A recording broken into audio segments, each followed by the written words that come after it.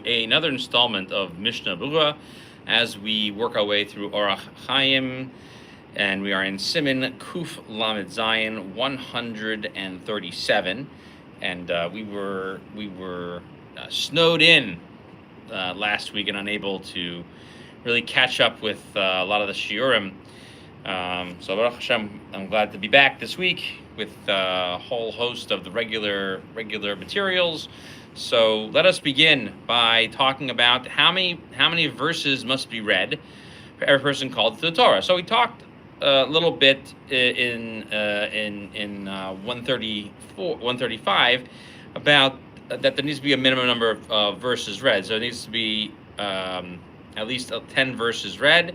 And if it's on Shabbos, you have to read all of them and split them among 7, and you can't add during the week. So let's look at the rules for the week about how many verses are needed, psukim are needed. So the Shulchan Aruch starts off with on a day in which 3 people are called, okay, on a weekday. And psukim like Eidaber is considered part of that count of 10. And if you finish off a whole section with less than that, such as Parshas Amalek, okay, like which is Zecha Amalek, which we read this past week. There's only 9 verses in that whole section. That suffices as well. Okay. So Berurah explains 10 psukim. Okay. So the Gemara says that you have 10 verses to represent the 10 commandments, okay? Or to represent the 10 utterances by which the world was created. It's a big discussion. We're not going to get into it. Just know that 10 is a happy number, okay? We like the number 10. So we said that the pasuk that starts with "and God said" or "and Moshe said" Vayidaber, right? Which is, even though it's nothing special, the Mishnah Berurah says it's still considered a verse. And so now he talks about Parshas Amalek.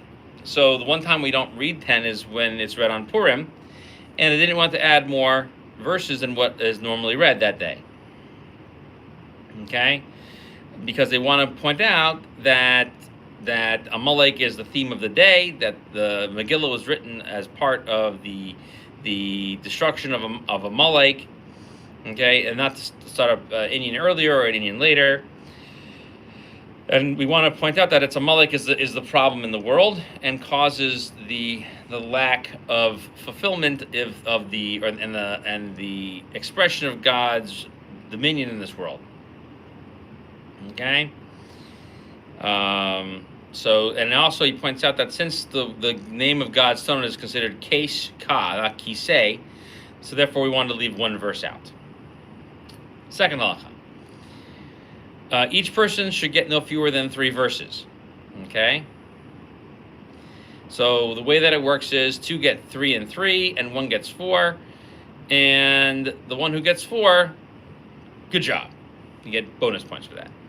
All right. The words are actually Harei Mishubach. That's very nice. That's very praiseworthy. And the Mishnah Berurah explains what does it mean. So it says that one who gets the extra verses is considered more praiseworthy. If the first person reads 4, then we would always think that the first person is the most important. But actually find that in the case of the menorah, the middle one was the most the most auspicious. And if the last person reads 4, then we would say that we are only going up in kedusha and holiness and not going down. And so that's why we're not so worried about who gets the 4 of the 3 of them. Because there's all good reasons for each one of them to get it. And so if each one of them decides they're all going to pick 4 verses, then each one of them can go ahead and think of a reason why they should be praiseworthy. Because he really was good enough to be able to recite them.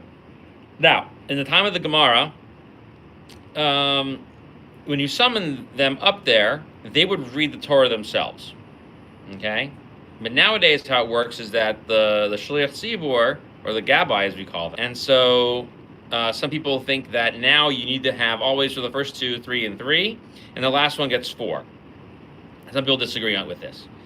And nowadays, the custom is the following, that for Mincha, on Shabbos, and for the Mondays and Thursdays when we read them,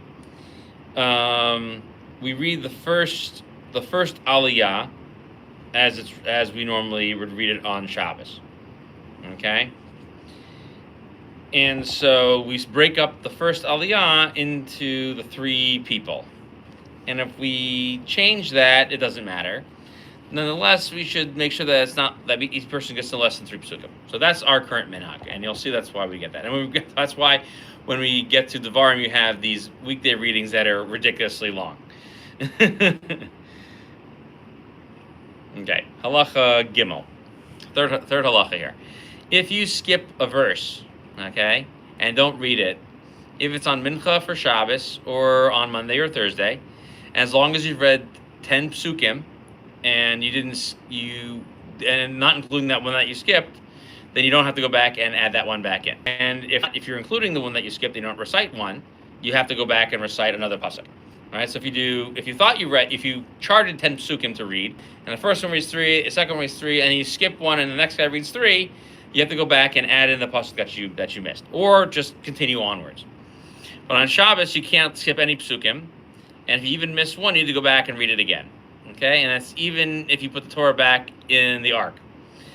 And you've already said Kaddish. Take the Torah back out, read the pasuk, okay? And even if you've already recited Maftir, you said Musaf, you take the Torah out and read the whole thing. Okay? Parshios, for the holidays, their rule is the same as like Mincha on Shabbos and on Monday and Thursday. Because as long as you've already read the Parsha in the morning, then you've already fulfilled your obligation. Okay? The Mishna adds, not only do you read it again, you also say a bracha before them and after them for 3 verses. And if you look back in what we said in in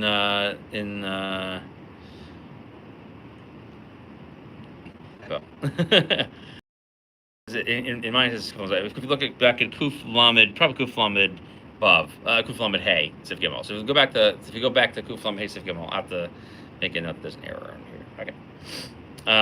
We talked about what happens if you don't fill if you miss a parsha, you have to go back and fill it in the next week. Or if you miss a pasuk, it's not fulfilled. You have to go back to it, even if you have a whole week later. Okay. Okay. So halacha. Daled, 4th halacha in here. If one person reads 2 psukim, he has to go back and read a 3rd one. Okay? And if amongst the 3 of them they only read 3 psukim, each one of them read 3, okay, they don't have to go back and repeat it again. And the way we know that is because we have Parshas Amalek, we don't have to go and read again. But if you read less than 9, you have to go back and have the reading all over again. Okay, so Mishna explains what if you only read 2 psukim. So if amongst everybody you have 10, but one of them read 2, okay, so the first guy read 2, and then the next guy read 4, and the next guy read 4, and even here you have to go ahead and have another aliyah because you need, those are 2 separate things. You need at least 3 for each person and at least 10 altogether amongst the 3. So therefore, but the only time that's really a problem is if the first guy only reads 2. This is interesting when we get to like Rosh Chodesh when they repeat the psukim. Okay, so 3 psukim is what it needs. So the Taz writes that the same thing happens in the morning on Shabbos too. If you called 7 people up already, and one guy only read 2 psukim, you're going to have to go back and read more psukim after that. Okay. So when we say that, now what about Mishna then says, well, if we say we have to go back and read again, we'll talk about saying a bracha before them. So yes, you have to say a bracha again, as long as you haven't said. If you haven't said the bracha afterwards, and you realize I only said 2, and they close the Torah, then you have them open back up. And read without saying a bracha at the beginning again. Okay, but if you already said the bracha afterwards and walked away from the Sefer Torah, then the first bracha doesn't count anymore. You have to make a new one. Okay, and what you do is when you say that second bracha, you start from where you last left off and only read 2. And those 2 that you read don't count at all. So read those 2 again, then add another one after it, or 2 more after it, depending on how much you have to finish out. So however many you need to add to get up to 10. Okay, so and that's even if you already called that person, you need to call another person. Okay, and that person comes up and he's going to read with a blessing before and afterwards. Okay, which is pretty much what we've been saying. Okay. And then say bracha afterwards, and then roll the Sefer Torah up, and then you're done. Okay? Excuse me. Now, let's say you make here's another type of mistake. So, if the next person started to read, and he's reading more, but he didn't start from the place where the last person ended, okay?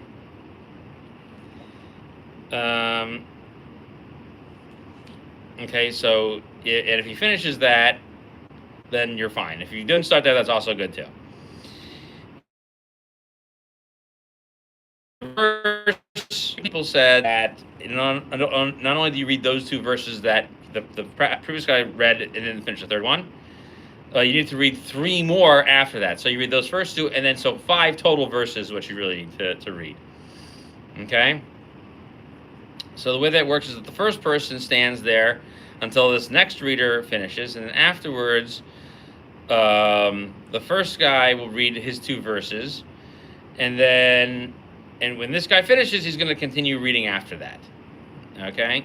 And if the first guy has already walked completely away from the table where they're reading, from the bima, and then he realizes that he only read 2, he can come back and read some more. Okay? Even if you've already called up 3 more people. So this only works when there's not a Kohen in this shul, and these are all Yisraelim who've been called up. But if the first guy was a Kohen, and he only read 2, and then the Levi starts going, okay, so then the Kohen can't go back up and read again. Okay? So the Levi then will go ahead and pick up from where the Kohen last left off, and read him, okay? But he's not going to. Kohen was no good, okay? And this only works during the week, because even if you lift a little bit off of here, it's not going to not complete the whole parsha like you would need to have on Shabbos. Okay, you don't want people to think that the Levi's reading again because the Kohen was not a good Kohen. Okay, and then the same rule would be the same thing if a Levi did the same thing. Okay, but you call 2 Yisraelim after a Levi because no one's going to think there's any problem with the Yisrael. They're just going to notice that we didn't have enough psukim to be read. Okay, so we shouldn't look at it as if you can call the Kohen again or call another Levi again after they made an error. Okay, because the only reading 2 psukim is like you didn't have someone to read there at all. On Shabbos and Yom Tov, at the morning reading, the rule is different. Okay, so if you call up somebody and they only read 2 psukim and they say the blessing afterwards and realize they only said 2, so some people said that it's better that they not call back up again or read anymore. Really, the next person should do that again. Okay, people to the minion of 3. That's it. You get 3. But on Shabbos you can add more. So call up a new person, and that person is like, whatever. Okay. Okay, so that's why that would be fine. So we're trying to not add more than 3 during the week, and we can add as many as we want on Shabbos. So that's what we. But there are some people who would say that really that it would be okay for that person to come back on Shabbos, to read twice because we don't want to try to make it look like you have to do too much laning in addition. Now, unless you're doing it at the end, which we'll learn about later in Reish Pei Beis when we talk about adding on additional aliyahs at the end. And so again, on Shabbos, you start from the place where the previous person started, and before the second guy only read 2 psukim, and you finish off the 7 total aliyos from there, except for the person who was called up and only read 2 psukim. Okay? So so not everybody says you have to add another person. You just make sure you read all the psukim. Okay, and we see from Amalek is what we said here in the Mechaber, that you don't have to go ahead and take the Sefer Torah out again, because it's only 9 psukim, and since we originally initiated the call up people for that day to only read 9 psukim, so after the fact that's okay, and it's only a mitzvah to read 10 psukim, but we make an exception for that day, as a lot of people argue. And there's 2 people who disagree with this. And they say that there's a special rule for Purim, and the Gra and the Panamiros, they say that you always need 10, and less than that, you always have to go and make another aliyah, even during the week. Okay? And even according to first opinion, if you don't make any brachos, you should read 3 more psukim. Okay? Now, if you do less than 9, you do 3, 6, 8, right? Not 9 and not 10. Okay, so each person reads 3 psukim, but what happens was that there was only 8 lines to be read, and the third person read 1 verse from what the previous person read them. That's like we do on Rosh Chodesh, and so that doesn't count. Then you're not going to fulfill the obligation. So some people say that, okay, you could be, is because I wanted at least 3, but really you shouldn't do that. And if you go back and read one of his verses, you should read 3 more beyond that. Okay. Okay, and so therefore that person should go back and read again. All right. Halacha. Hey, we'll finish off this halacha today. Okay, if you read Parshas Para, okay, and you read up to the verse Hager Hagar B'Socham, and then which is not 10 psukim, and then you roll up the Sefer Torah. And then you start from the beginning of the parsha again, okay? And then you can go ahead. Then you can go ahead and finish it and make the blessing on that section before and afterwards. Okay. So the Mechaber says you have to roll up the Sefer Torah, but most people, the Mishnah explains, says you have to make the bracha afterwards. Okay. So could you split up Parshas Par into 2? It sounds like you could. Okay, and so therefore you could go ahead, it'd be permitted to go ahead and roll up the Sefer Torah and then open it back up again to continue reading it if you want to make it 1. Now, if you started reading it, okay, and we're not telling you this to pick up from those verses there, is you didn't start at the very beginning of the Seder itself. You're like in the middle, and you're also not where the rabbis told you to read altogether. So therefore, you haven't fulfilled your obligation. Nonetheless, people seem to apply that if you skip a verse inside of Parshas Para, you don't have to go and read it again because you've already read it another week during the year, and so therefore you don't have you have the rule kind of like on a weekday, okay? Or like reading on the holidays, okay? And this is only if you skip the things that aren't from the requirement for that day, okay? So, meaning you've already read about the Parah Aduma, and you're just reading about the next stuff after it. But if you skip the main important part, some people say that you have to go back and read the whole thing again. And make sure that you read about the Karban Musaf, okay? Okay, last one. So you read from the Torah, the first aliyah, and then the second person comes up and reads their aliyah, but he reads the first guy's aliyah. If he goes beyond what the first guy read, at least 3 psukim, or even 2 psukim, where it's not able to go past it, several, that counts, okay?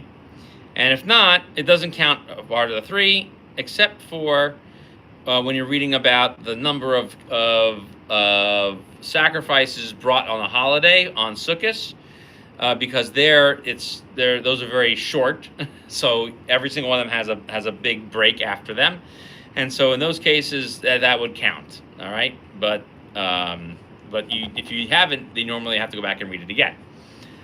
So that just means that was an oopsie. You shouldn't plan to do this. You should read your own psukim that aren't the same psukim as the previous guy.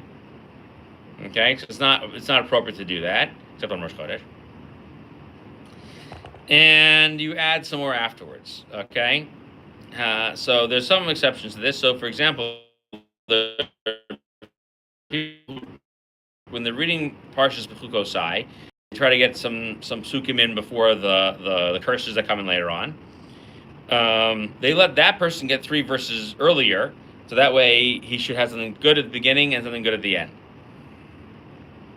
Okay, and again, so that you don't go through a whole inyan, you have to have at least 3 psukim, new psukim, unless you get to a break, and then that's so if you can't get to that break, then do what you can. Okay, so that's why even 2 would work as long as it goes to, you haven't read those 2 yet, and you come to a break in the Parsha, okay? And that's what, and he said, he reiterates that this is our Rosh Chodesh custom, where the Levi starts with the previous pasuk that the Kohen read, and then adds more onto it, okay? And the reason why is because you're getting a whole thing together, but we'll talk about that more when we get to the laws of Rosh Chodesh. Okay, and when we say it's not possible to read more beyond this break, the Mishna explains, which means you can't get 3 more beyond what the previous guy read and what you also are reading. You're only going to get 2, and that's okay, because the thing is, and you can't go on to the next thing without having a really long reading after that. And if you can't get 3 at all, okay, which happens very infrequently, but could happen. So then just settle with 2, if like when it comes to the case of the cow offerings on the par offerings for Sukkot. And so when we say it, but in an exception, in a case where it's not coming to the end of a section, so that would not count. And the Mishna explains that it's not that it's wrong to do, it's just that we don't do that. Okay? And so therefore that person, someone else is coming in and read in their stead. Okay? And we're going to learn about that later on in Reish Pei Beis, and we're going to see that there the Ramah disagrees with him and the laws about reading on Shabbos. Okay? So when this case really talks about a case in which you're on Chol Moed Sukkos, because the 4th person who's reading, because remember on Chol Moed you get 4 people up to read. Okay? And he's going to read what the Kohen read and what the Levi read, right? Because they all read the previous day's offerings, and then you're going to read the next day's offerings, because you can't read on yet another day, because the idea is that outside of the land of Israel, you're going to read the offerings for the Musaf offerings on that day, and it's not a long enough section without confusing people about which day it is of Sukkot and which Musaf offering you're doing. So the way we resolve that on outside of the land of Israel is to have people just read the same the offerings. They break the first 2 up, and then the third one is a repetition plus the next day. So that way you kind of know that it could be that day or could be the next day, depending on since what's called the suffix Svega de Yuma. That's how we would read that.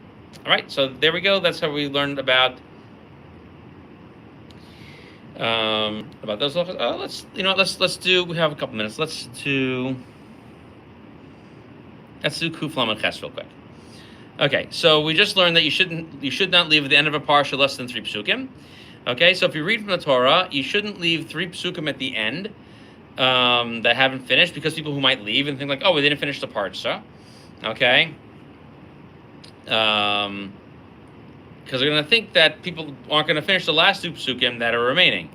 And therefore, you shouldn't also leave off a section where you shouldn't start a new section where you have less than 3 psukim, because people who come in who are going to think that that you haven't read the first half of the section, except for 2 psukim. So we're trying to avoid people thinking we want to read 2. Explains that there's no difference between the different type of ways you break up the parshios. Some of the breaks are in the middle of sections, where there's words on the right and words on the left, and some of them are only where there's words on the right, but it opens all the way to the end of the column on the left. Where it's in the middle, it's called a psucha, it's called a stuma, and when it's all the way open, it's called a psucha. Okay? And some of these sections are only 2 psukim long. Those are okay because people will know that those are supposed to be short, which we just mentioned. Okay? And so therefore, you could always start from there and end from there as long as it's something positive in between. And we'll discuss this more in the Laws of Rosh Chodesh in chapter 428. So, what's the law we're learning here? The Mishnah explains that you shouldn't let anybody start at or complete their reading next to a new parsha where you're going to leave less than 3 psukim before the next parsha starts. Okay, so that way that the next person who comes up shouldn't look like he only can read 2 and not read 3, because people are going to think, oh, he only read 2 psukim. Okay. And the Mishnah extends this by saying it's 2 before the break, and that break is either, like I said, either the open break or the closed break, the psucha or the stuma. Okay, and it's not about what the person himself came up and read. Okay, which is that because he's going to leave psukim behind for the second and third guy, and people are going to think that that's not correct about how many he's reading. Okay, so what we're saying is that it's permitted for the person reading to read less than 3 psukim. That's the thing we want to avoid. Now, let's say you made an error, okay, and he only reads 2 psukim, and he's close to the end of the parsha, and he already said the bracha afterwards. So, if it's at the end, if it's close to the end of a section, okay, like you're reading a parsha about all the holidays, and the error is in the 4th aliyah that you're having, and you only have 2 psukim towards the end. So you should take a 5th person up there and read a previous pasuk, and then that will be fine. And if you're not going to complete the whole section, then you shouldn't go up a pasuk. You should start to read from where they stopped, read those 2, and then read 3 more psukim from the next section. Okay? Another thing over here that you should do is you shouldn't start reading, which you say in the Shulchan Aruch over here, is not to start when you only have less than 2. Okay? Meaning that you didn't finish with the first person leaving you 2 psukim at the end of the parsha, because in that case you could just start with the verses that are after the parsha the previous section ended. And then people would come in between the aliyahs, and they would say, "Hey, he only read 2 psukim. I'm not getting my full reading over here." And especially if you're close to the beginning of the parsha, that's why I think that you didn't finish the whole thing. And it doesn't matter if in between the different people coming up to read, whether it's between the 7 of them, okay, or if it's any other person afterwards. You need to always have 3, or go to the end of a parsha, not leave behind them. And even a person who's reading maftir, who's reading psukim we've already read, you should not start with only 2 psukim left in a parsha, where you have a section left at the end of, let's say, 5 psukim. So you should only read the whole thing, okay? And even the 7th person who comes up and finishes the parsha, okay, or the last 5 psukim, okay, so then they could go ahead and read those 5 whole psukim for the maftir. So, however, if you start the maftir with 3 psukim remaining in the parsha, and you read from there, even though you haven't said the blessing afterwards, after doing the reading, you don't have to go and start over again, because you've read at least 3 psukim. And we say the reason why we do all this is because the people who are coming in, and that's the best way to do it. However, if the first person went and left 2 psukim at the end and said the blessing afterwards and walked away, the second person who comes in should not start from those last 2 verses. He should start from where the last person ended and then go from there, because you shouldn't have to make people stand around and wait. And there's not as big a concern about that as we think there should be, okay? Because you shouldn't make them wait so long to hear a whole long reading.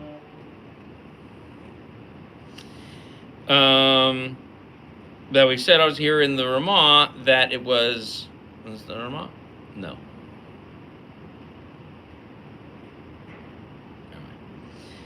Right. We said that it was in the wrong. That's right. It's okay to leave the two psukim as long as it's at the as long as it's with a section that is being completed. So that means that that's all that's left in the parsha, okay? And not worry about the people who are going to say, "Oh, you're only reading two psukim," because they're going to say, "Oh, there's only two psukim left in the whole parsha." Okay, because they're not going to say anything wrong by it, so it's not going to make them think that you're reading beyond the parsha. Okay, and there's nothing unusual about it.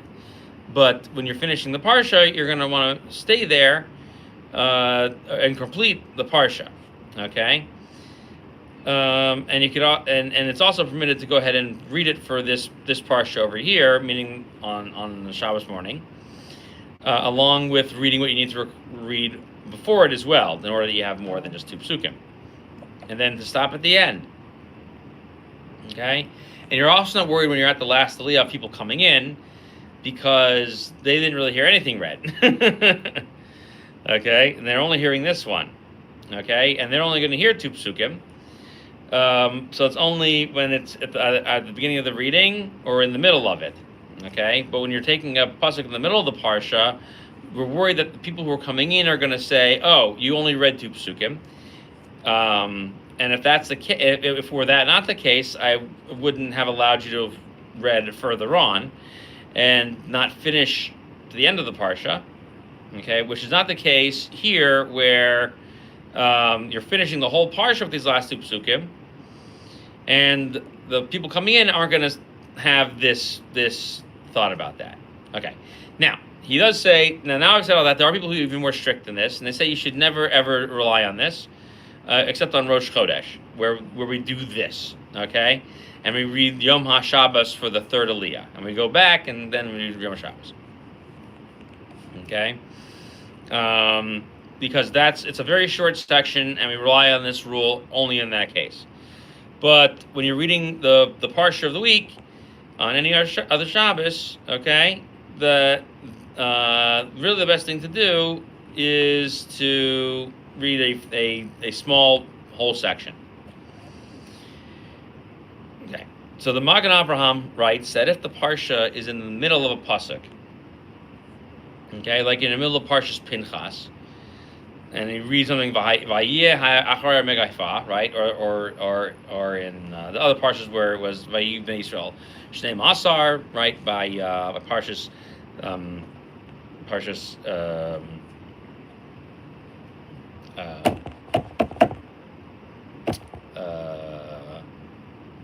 by one second. Anyway, I'm blanking on the parsha name. It's just like not in my head. Okay, so if you stop there, you could actually stop there and then pick up with the next pasuk, because people are going to say that you're not going to read enough psukim. You just read the pasuk wrong, and so therefore you should continue onwards after that, because they know you just stop by accident in the middle of a parsha.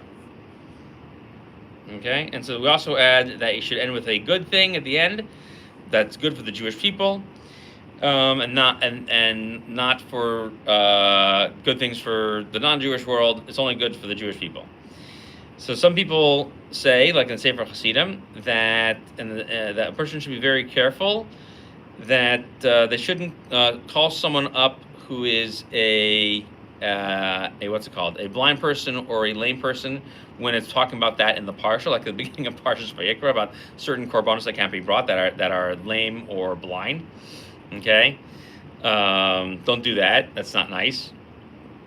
And you shouldn't also call somebody up who has been unfaithful or has committed incest for the parsha of Arayos, also in Parshas Vayikra and Acharemos. So all those things, you should avoid doing that. Okay, because you shouldn't make jokes out of it or make people feel uncomfortable when they go up for the aliyah. Okay. And you also shouldn't end any parts of the Mishna adds with anything that happened that was wrong. All right, so we covered a lot today. So we'll pick up next time with Kuf Lamed Tes. So I guess we picked up some steam. Thank you for joining, and we will see you next time.